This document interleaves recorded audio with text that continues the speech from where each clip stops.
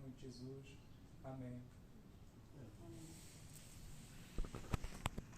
Como nós estamos numa reunião de oração, eu gostaria que falássemos exatamente da oração. Por isso, preparei um pequeno texto. O nosso texto aqui diz que fala de um homem de nome Saul, que posteriormente seria chamado de Paulo.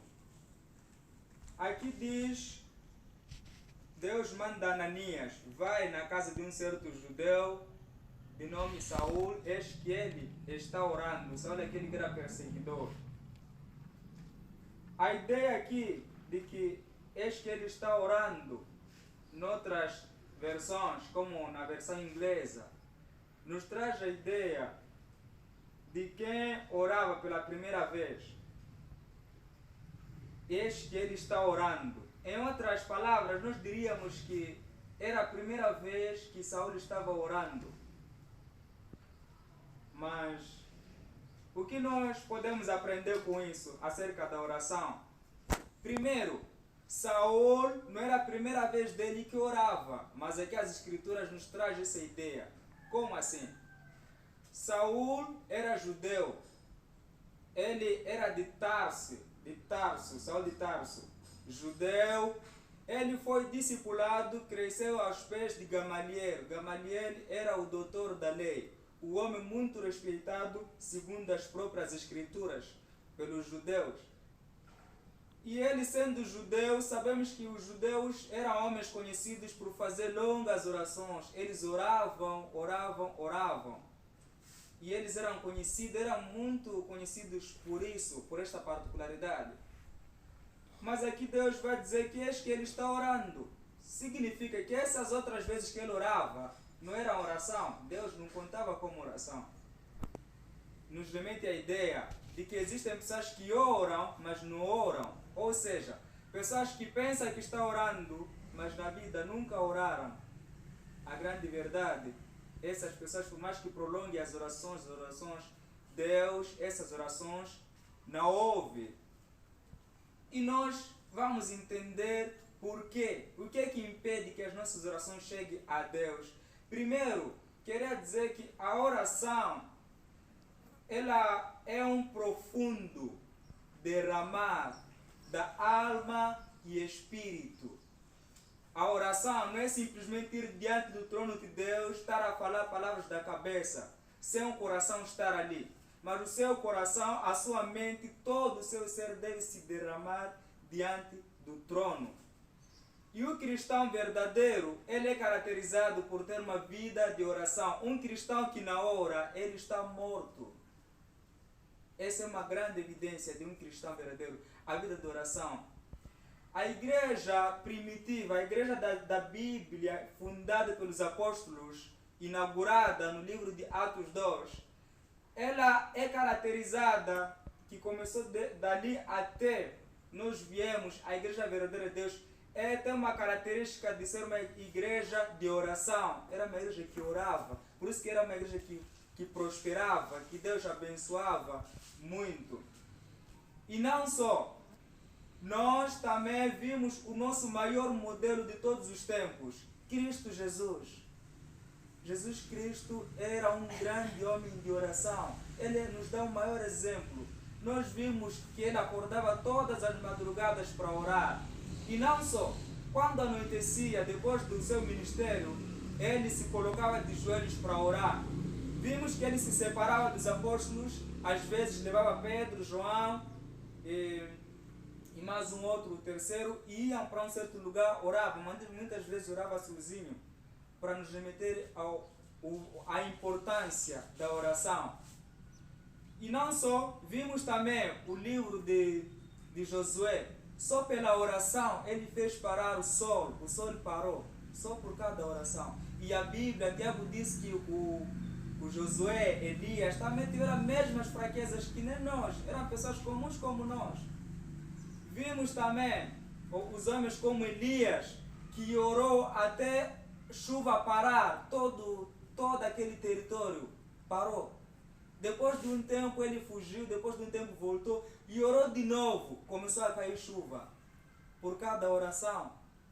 Oração pode fazer muita coisa, ela não tem limites. Jesus disse que essa casta não sai a não ser pela oração e jejum.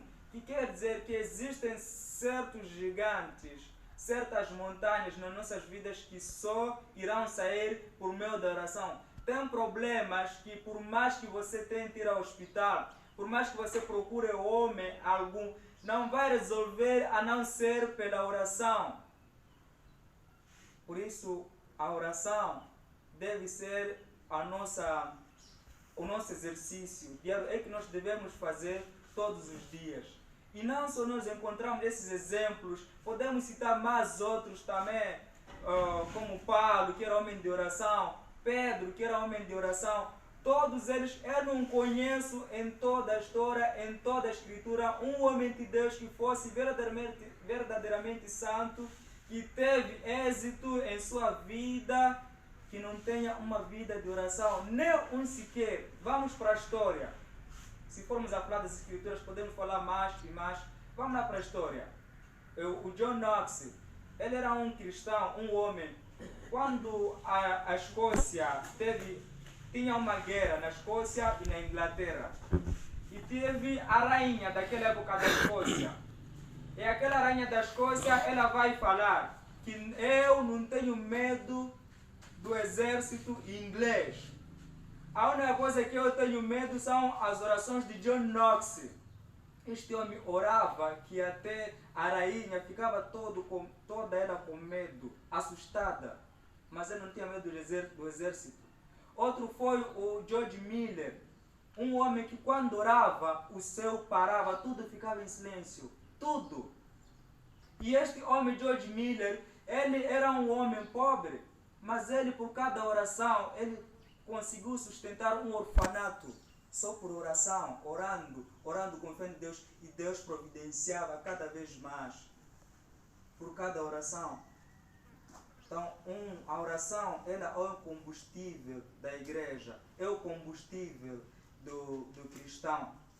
E todo cristão deve orar. E se nós pensamos que estamos tão ocupados demais que não podemos orar, podemos ainda voltar a falar de Susanna Wesley, que era a mãe de John Wesley.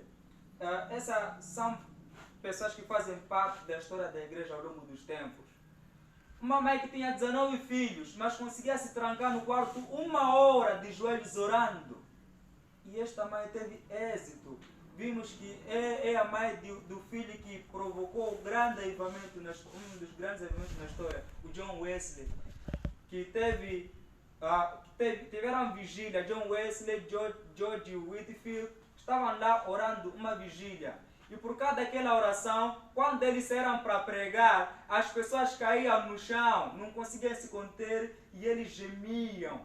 O poder era tão grande por causa da oração. E se formos a falar mais efeitos da oração, podemos ficar tanto tempo. E então, irmãos, o que nós podemos aprender com esse texto, voltando para esse texto aqui, sobre este que ele estava orando, este que ele está orando, que quer dizer que antes não orava, mas ele pensava que orava, ele fazia as orações, mas Deus está a dizer que não, você não estava a orar. E eu fiz um resumo aqui de algumas coisas que impedem com que Deus não responda às nossas orações. Algumas delas fazem com que a oração, em vez de Deus não responder, ela é desprezível, abominável para Deus. Certas orações. Começando com Tiago 4,3, que diz: vocês pedem, mas não recebem, porque vocês pedem mal. Uma das primeiras coisas que impede nossa oração de ser eficaz é a ansiedade. Você ora com ansiedade, está tão ansioso que isso impede a sua oração ter paz, a sua oração ser eficaz. E além disso, não impedir nossa oração de ser eficaz, isso também nos leva a pecar contra Deus, porque a ansiedade, de um certo modo, leva a ser pecado. Porque diz Jesus: não fiqueis ansiosos por coisa alguma, mas que toda a vossa necessidade seja conhecida por Pai. Nem Paulo fala também a mesma coisa, por meio de súplicas e orações, por meio da oração. Coloque diante de Deus. Então, a ansiedade. A ansiedade, ela atrapalha nossas orações. E outro aspecto que faz com que Deus não escute nossas orações é Deus não ouve a oração daqueles que vivem continuamente no pecado e nos prazeres mundanos. Se você, por acaso, vive no pecado, na mentira, você tem coisas falsificadas, fraude, quer dizer, você está envolvido no pecado e você pensa que vai orar a Deus, escutar a tua oração, esquece, não vai. Como é que você pode se mergulhar com as frivolidades, com coisas imundas deste mundo e ter a coragem de ficar de joelhos diante do Pai, olhar a Deus? Como é que você pensa que pode se mergulhar no lamaçal, na lama do pecado como porco e se apresentar como limpo diante de Deus? Como? É impossível. Como é que você vai colocar nos teus olhos coisas imundas, vícios imorais, com tuas mãos tocar coisas imundas e com esses mesmos olhos, com essas mesmas mãos, com esses mesmos pés, você ir diante de Deus, colocar elas, consagrar-as a Deus, pedir a Deus ser eficaz? É impossível, porque Deus é um Deus santo. Ele deixou bem claro nas Escrituras que os vossos pecados fazem separação entre mim e vós. Não que eu não tenha ouvidos, não que eu não vos vejo, mas é os vossos pecados que criam essa barreira. E vocês oram, vão na igreja, oram, Deus aquilo. Não recebem, não recebemos porque pedimos mal. E uma das coisas de pedir mal é isso aí, se mergulhar no pecado e depois pensar que você não confessou, pode ir para Deus. Tudo bem, você caiu, confessou. Homem de Deus, é diferente com alguém que vive continuamente no pecado, tem prazer com o pecado. Por isso que é inútil, você tem comida, refeição, e você tem um hóspede. É ímpio, descrente, talvez um muçulmano, né? Sei lá.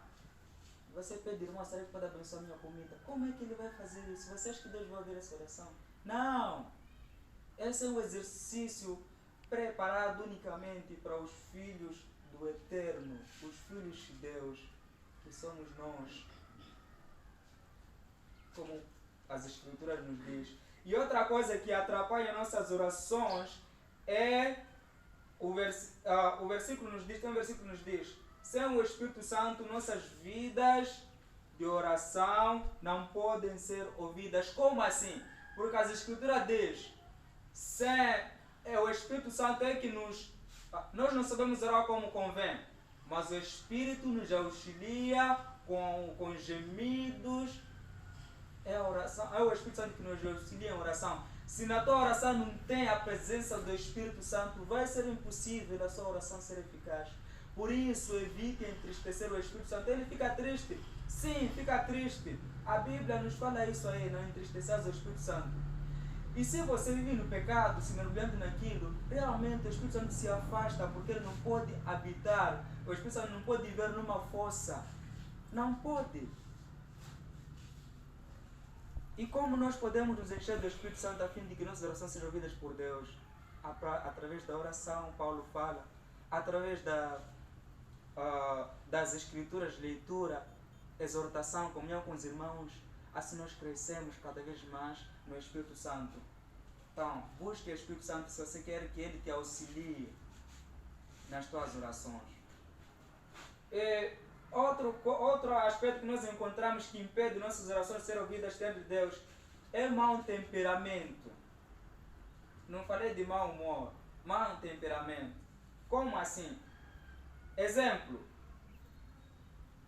eu tenho servo, na nossa linguagem, digamos empregado, por exemplo. e eu vou falar com grosseria. E não só, mesmo meu filho, meu pai, minha mãe, meu amigo, falo com grosseria, com aquele ódio, com aquele rancor, sem amor. Como é que Deus vai ouvir a oração assim? Não vai. Não pense que por teu coração que está cheio de ódio, que está a te roer de rancor, que não consegue nem sequer perdoar o seu irmão, e pode ir diante de Deus orar com eficácia, Deus ouvir. Não, esquece. Não é esse Deus das Escrituras. Talvez Deus que você criou na sua mente, mas não Deus das Escrituras. E o que deve fazer? Primeiro, resolva teu caso com teu irmão. E depois, vai colocar a tua oferta diante do Pai. Falou Jesus Cristo. O que é essa oferta que me refiro? A oração. Porque você se consertou com seu pai, pediu perdão à sua mãe, as coisas já estão bem. Então, cuidado, você que ofende pessoas que vivem contigo. Ah, você é aquilo cheio de nomes.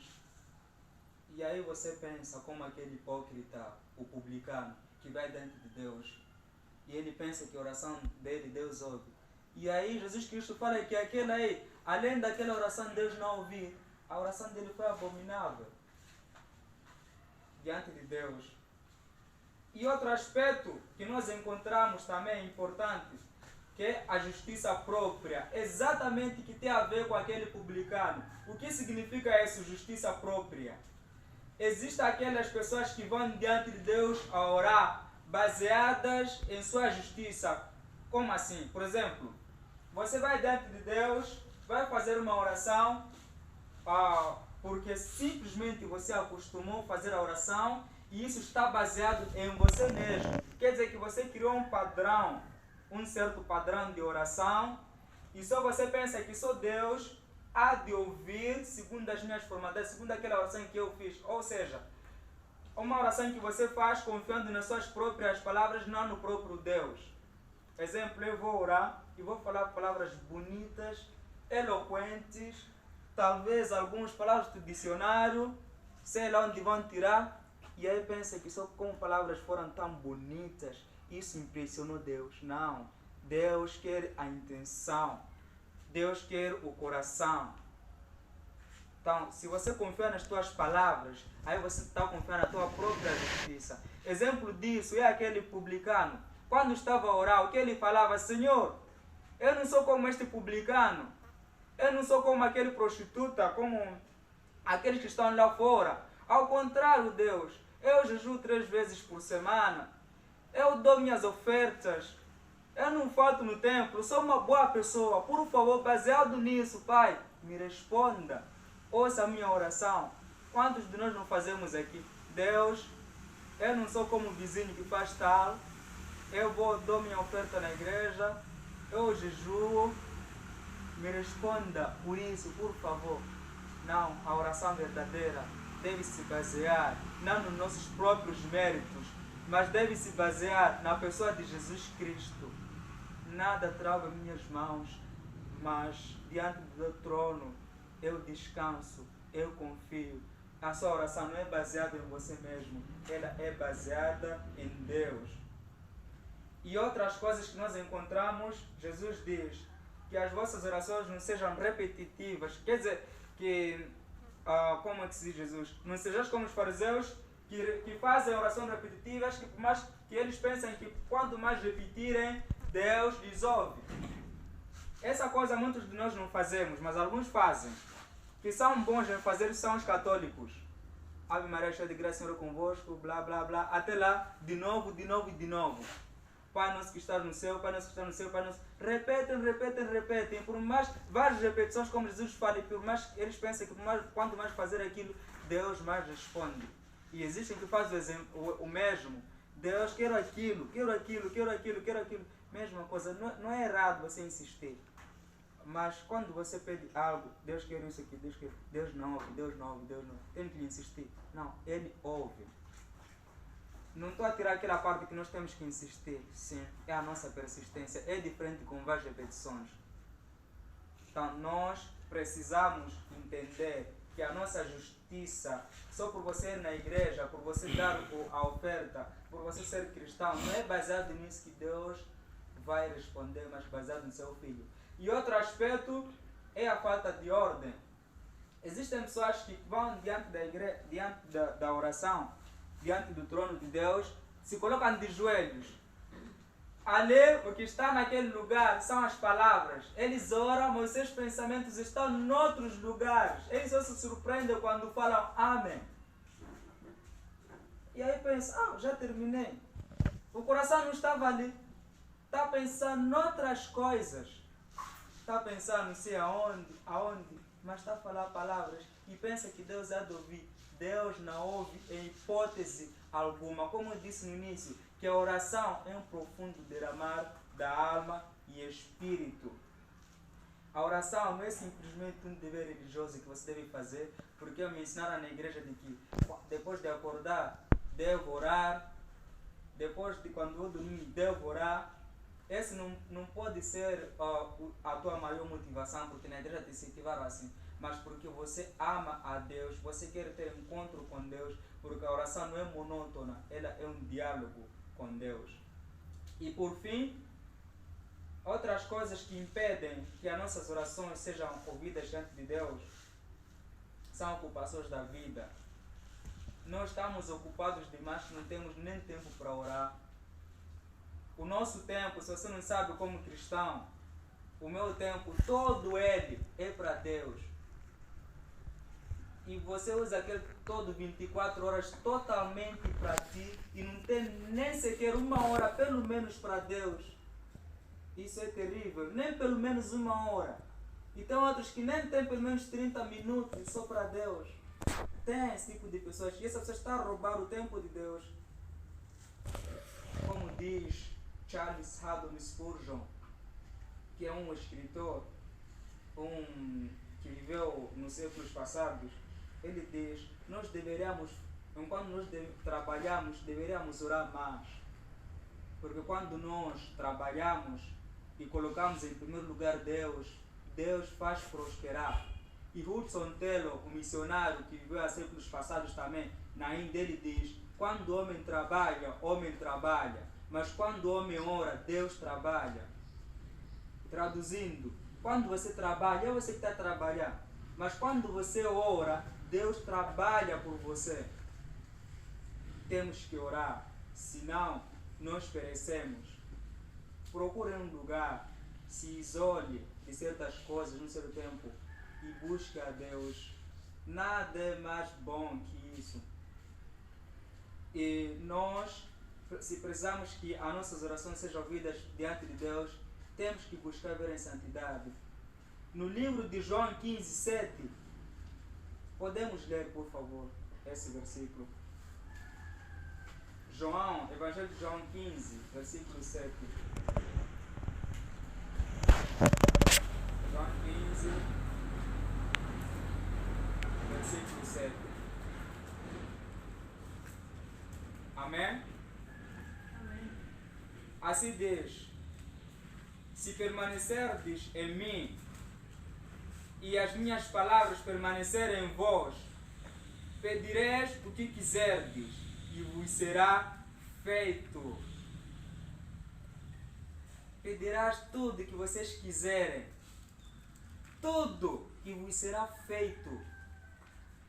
Mas, se nós olharmos para esta promessa, antes de olharmos bem, aliás, antes de irmos além, pensar que aqui já disse que Deus irá ouvir minha oração, temos que olhar a primeira palavra que vem ali.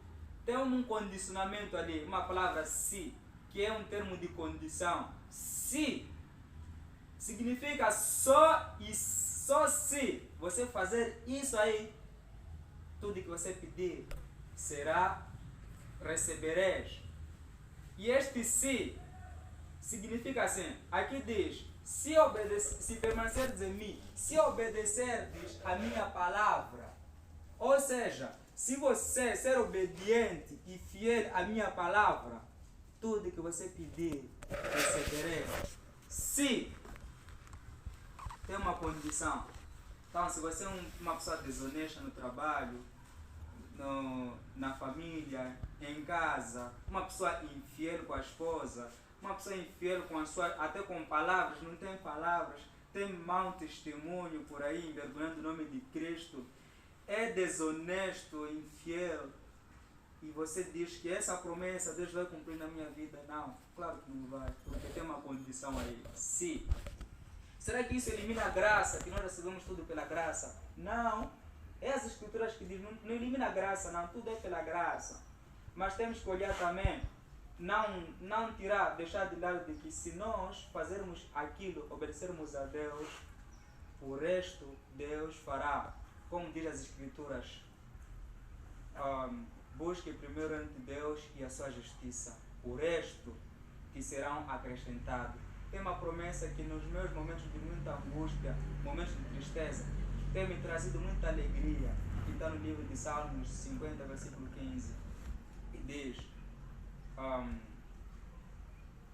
clame a mim no tempo de angústia, e eu te responderei, e tu me glorificarás. É uma promessa. Clame a Deus no tempo de angústia, Ele te responderá. Para o que no final? Para que você o glorifique, para que você saiba que tudo isso que eu recebi, que eu tenho, é Deus que me deu. E quando tu dirigires diante de Deus, vá com fé, não duvide. Porque a Bíblia no livro de Tiago 1,5 diz que nós temos que pedir a Deus com fé, sem duvidar. O que é fé? Podemos buscar a definição nos Hebreus. A fé é a certeza das coisas que não se vê. E como o cristão de hoje traduz, a fé é a dúvida das coisas que se esperam. E aqui diz, é a certeza das coisas que se esperam, no livro de Hebreus. E não a dúvida. Se você pede a Deus, se você pede alguma coisa a Deus, Deus pensa aquilo e você duvida, logo você não tem fé. Porque a fé é a certeza. Você ora, vou receber. Já recebi. Diante de Deus, já recebi. Isso é que é fé. E a oração, para que seja eficaz, para que seja agradável a Deus também, deve ser feita com desejos santos. Como nós lemos antes, vós pedes, mas não recebes porque pedes mal. E dentro desse capítulo encontramos que algumas pessoas pedem só para satisfazer seus desejos egoístas. Exemplo, eu posso, Deus me deu um carro, é um exemplo. E eu sei, no fundo do fundo sei que este cara aqui estou a pedir a Deus para estar a trair minha esposa, estar a fazer aquelas coisas ruins. É só apenas um exemplo, existem vários exemplos. Deus vai te dar? Não, claro que não. Se você é um cristão, para o teu próprio bem. Então, os nossos desejos devem glorificar a Deus e as nossas orações devem ser com urgência. E nós, a pessoa que mais orou com muita profundidade nas Escrituras, em todas as Escrituras, uma das pessoas foi uma mulher que fez uma oração, meu Deus, uma oração tão profunda, tão poderosa, todo completo de Ramá, sem falar, sem pronunciar uma só palavra. Ana, livro de Samuel, 1 de Samuel, capítulo 1, versículo 10, ou todo o capítulo de 1. Então, aquele é o modelo, aquele é o exemplo. E para terminar, existe um versículo nas Escrituras que diz: orai sem cessar. Tessalonicenses 5, versículo 17. Orai sem cessar. O que isso quer dizer? Será que significa que eu devo me fechar no quarto, orar ali todo dia, não sair, não trabalhar, não fazer aquilo? Não é isso que significa. Existe um momento sim para se separar com Deus. Significa, você está a caminhar, ore em espírito, Deus ouve. Está no minibus, no táxi, seja lá onde for, na bicha, na rua, ore em espírito. Deus ouve, como fala Paulo Osha, que o teu respirar seja Cristo. Respira a oração, respira a oração. E como exemplo vivo temos Neemias. Ele estava diante do rei Artaxerxes.